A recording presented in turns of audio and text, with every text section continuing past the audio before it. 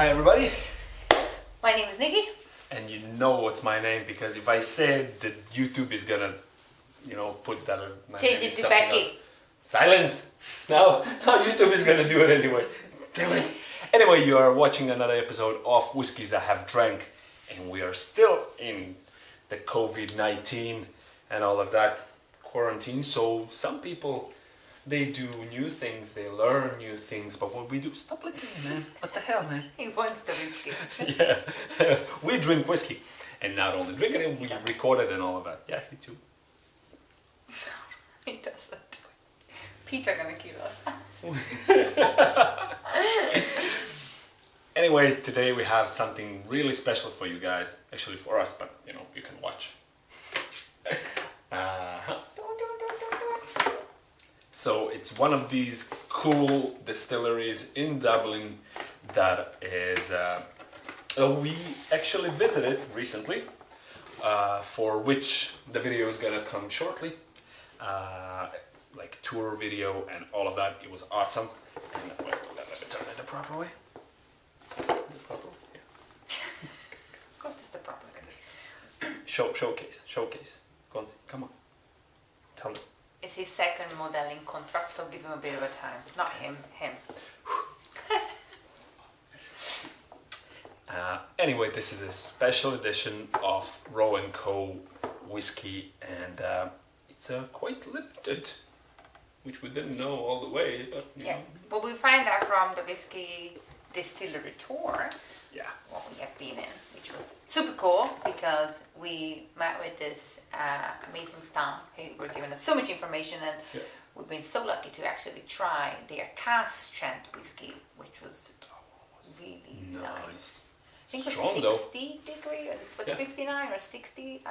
Was that really smooth, surprisingly good.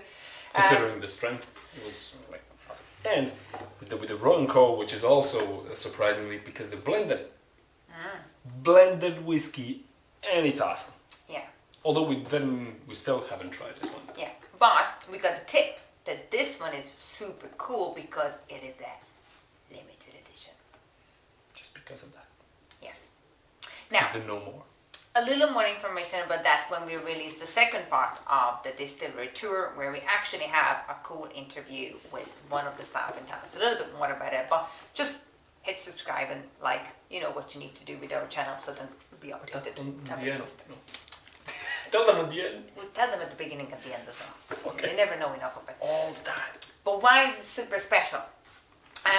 So there's a little nice information. Box. It's a super nice box. Do you want to actually unfold the box while I'm telling everyone why it's super special?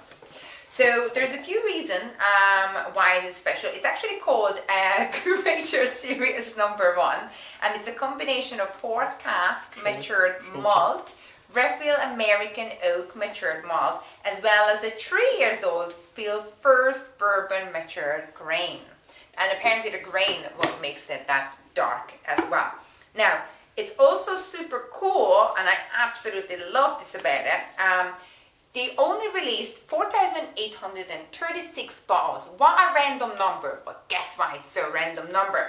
It is actually represents the amount of weeks between the closure of the original George Roe distillery on James Street in Dublin and the opening of the current Diageo Roe&Co distillery also in Dublin. How freaking cool is that? And we own 2. Yeah. Soon there's gonna be only one, but when she started, it's quarantine. It's fine. It's not me, it's him. Everything is allowed in quarantine. It's grand. You can even wear your slippers on. Yeah, the slippers. PJs. Yeah. Being comfy. Anyway, point is, it's super special because of that. And there's no more going to be released out of it because it is a certain number represent something really cool. So we're going to try it today, and then when it comes to trying it, there are a few things what we can talk about when it comes to the smell and the taste. And also, it's 46%. Yeah. Yeah, so that's usually, it's stronger than most. Depends where you are. If you're in the States, then probably you're surrounded by way stronger things than this one. But So there's a little more information about which we talked about a few of them. So this whiskey lends itself to more complex style with an extreme high malt content and a richness. And that is, I mentioned, the reason why it's actually much darker. And when it comes to the notes, apparently what we'll need to get is blackberry leaf red fruits. So blackberry and red fruits. It's very unusual for a whiskey, but super excited to try it. Oh. Yeah. Oh. You're lost, man. Okay. So it's saying for more hefty use of the ex-bourbon cask, the malt whiskey blend, we get a familiarity of the normal Roe&Co what we tried, but that's where all these dark flavors and smells are coming from. I have to say, it is really look like Irish pot of gold. Oh yeah, like a golden nugget. The rainbow. The golden nugget are chicken nuggets from McDonald's. They ain't. Wait a minute, you start drinking for me without me? Huh? It's all good in quarantine, and that's what it is. Okay, let's see if you can smell some red fruits and blackberries. Not the foam, the other one.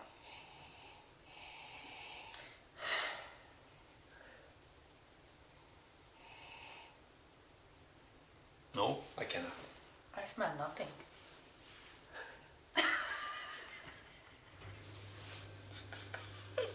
Like literally. You have coronavirus? No, that's your respirators. It's Ah, not okay, your nose. then it's fine. And we drink too much whiskey, so we are safe anyway. Okay, so I can't pick up this. I swear to God, I can't either. I smell this is whiskey. For sure, they didn't bamboozle us. They sold us a bottle of whiskey by nose. Okay then. Well, let's maybe move on to the taste. Maybe we have a little more luck with it. It says spicy orchard fruit and crushed gorse flour followed by cacao, which is not cocoa. So it's the milky cacao. You know the cocoa? The cocoa? No. Coca leaf? No. No, that's a cacao. No. But so it's chocolate. Yes, but it's the milk chocolate as we know, chocolate, not the cocoa, which is the super dark kind of bitter flavor of everything. No idea what you're Okay, anyway, just to get the hot chocolate flavor in it. Let's try it. Let's just drink some hot chocolate.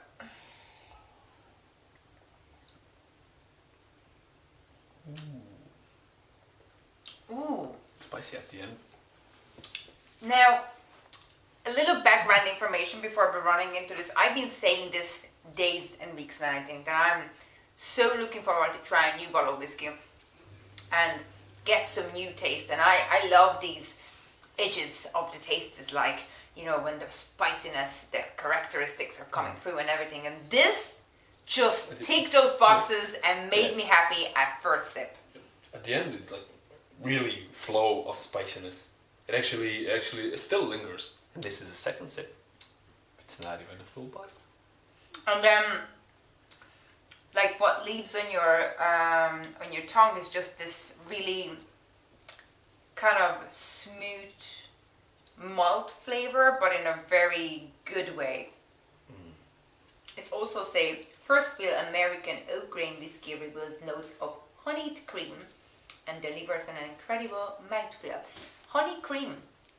You know that I'm maybe taking back that maltiness into creaminess, so it leaves in your tongue.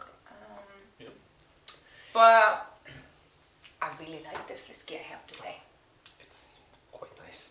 It has a nice warmth at the end and spiciness. Yes. I can still. It's really spicy. It is. Yeah, At and the end. again, But in a nice way. Yeah, we always That's talked it. about it. This is not for someone who likes kind of. This is definitely not a cocktail kind, and I know the other Roe&Co whiskey bottle. The basic one. They when we went to the distillery tour, and I think we mentioned this one when we originally reviewed the original bottle. When we went to the tour, they do like a short class of how to make cocktails, what goes well and how to mix it, and then they particularly mentioned that this whiskey, not this one, the original Roe&Co whiskey, was designed to make cocktails. This is definitely a neat drink. Yeah. 100% This super would neat. probably be a shame to put in the. Yeah. Because it's too flavorful. You would need to get Like, something really to bring out the flavor of it, but something very small, like maybe just some soda or like some lime or lemon or whatever you want. But I definitely wouldn't put them into cocktails. No, and it's pretty cool that I have a couple of different editions of the same. Yeah. So if you buy just a normal Roe&Co, you can put it in the cocktail. This one I wouldn't. Also, totally agree with this. But here's the kick. If there's only 4,000 and something bottles, 4,836. and we bought this in the distillery, I don't know if it's even available outside. Well, they say it in some of the Irish shops that are available, and it might be available soon in airports. But with the basic situation now in the COVID-19, I don't think it hit the airports. Regarding to the price, it's hitting somewhere around 52 euros. Yeah, and I think it's was it's in the 55 or something in So, some of the other yeah. shops. So still very reasonable, and I think it's highly recommended to put your hands on one of these ones because I think the distillery itself has a huge future. I think how they're thinking and They're where they're really going. good, and they're really proactive in their way of thinking, and you will see in the interview we have one of their staff, and they have plans for the future, and it's like it's really great to see this kind of movement of all these distilleries in Dublin. I mean, in Ireland awesome. Overall, it's like a renaissance of the Irish whiskey. But it's a great time to be a whiskey awesome. lover and living in Dublin or anywhere in Ireland, in fairness. Unless you live in the States, then you can get away with half a price. You get away with half the price, but you But not maybe get not the this bottle. variety. That's right. Anyway, let's go to the edge. Rate it, baby. Oh yeah, 4. Okay. Bam! And not because of the bottle, because the bottle is just normal bottle, right? But the taste is great, and I love the color, which is natural coloring. What's keeping you away from 5? That's something that's not Missing. like. It's brilliant. It's brilliant, absolutely. But I wouldn't give him 5. I have to say, so they can improve. That's why. very nice of him. On my side, there is 5-star for you. All right. And this is where Simon Cowell like hitting the golden buzzer. We're gonna have to find it. Anyway, definitely a 5 for me, and maybe because I was way too excited and hungry for some new and authentic and standout flavor, and it's just hit the boxes from the first sip. And usually when we're drinking whiskeys, you need at least 2 or 3 sips, and when it comes to the third sip, I'm like, wow.